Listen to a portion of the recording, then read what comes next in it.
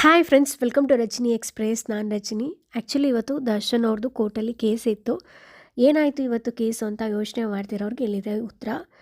As ಯೂಶ್ವಲ್ಲು Darshan ಅವರು ಸೇರಿದಂತೆ ಇನ್ನಿತರರು ಯಾರ್ಯಾರು ಜೈಲಲ್ಲಿದ್ದರೋ ಆರೋಪಿಗಳೆಲ್ಲರೂ ಕೂಡ ವಿಡಿಯೋ ಕಾನ್ಫರೆನ್ಸ್ ಮೂಲಕ ಬಂದಿರ್ತಾರೆ. ಹೊರಗಿರೋರು ಕೂಡ ಕೋರ್ಟ್ಗೆ ಹಾಜರಾಗಿರ್ತಾರೆ. ಈ ಒಂದು ಸಂದರ್ಭದಲ್ಲಿ ಸಾಕ್ಷಿ ವಿಚಾರಣೆ ನಡೀತಾ ಇದೆ. ಸಾಕ್ಷಿ ವಿಚಾರಣೆ ಮಾಡುವಂತಹ ಸಂದರ್ಭದಲ್ಲಿ ಈ ದಿನ A14 ಆರೋಪಿಗೆ ಸಂಬಂಧಪಟ್ಟಂತೆ ಅಂದರೆ ಅವ್ರ ಮನೇಲಿರೋ CCTVಗಳು, DVR ಮತ್ತು ಹಣ ಇದಕ್ಕೆ ಸಂಬಂಧಪಟ್ಟಂತೆ ಸಾಕ್ಷಿ ವಿಚಾರಣೆಗಳು ನಡೀತಾ ಇತ್ತು.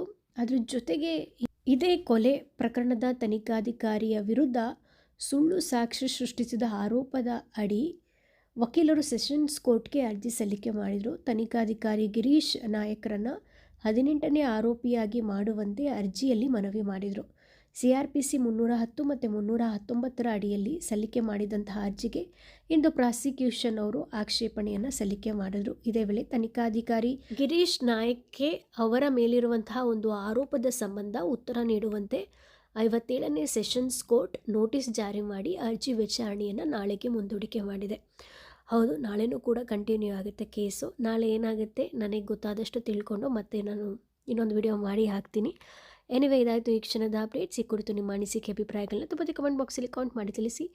ವಿಡಿಯೋ ಇಷ್ಟ ಆದರೆ ಲೈಕ್ ಮಾಡಿ, ಮ್ಯಾಕ್ಸಿಮಮ್ ಶೇರ್ ಮಾಡಿ. ಧನ್ಯವಾದಗಳು.